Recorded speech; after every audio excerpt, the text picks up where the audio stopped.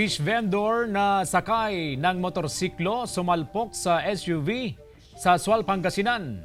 Nag-aalerto King Guevara. Sa kuha ng amateur video, namimilipit sa sakit ang motoristang ito. Bali ang mga paa at nagtamo ng sugat sa iba't ibang parte ng katawan. Sa inisyal na investigasyon ng pulisya, pauwi na ang biktima sakay ng motorsiklo ng aksidenteng sumalpok sa SUV. Sa result po nung aksidente, tumilapol po yung nakasakay sa motor.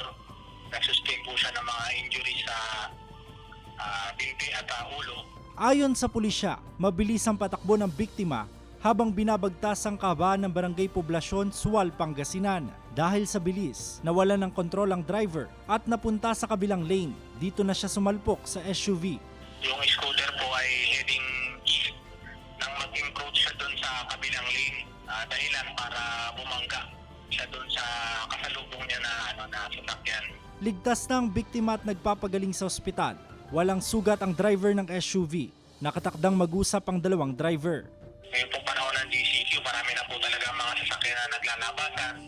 Ay pinapaalala lang po ng PNP yung pag-iingat pagdating sa kalsada. Sumunod po tayo sa mga batas trapiko. King Guevara, Balitang Amyanan.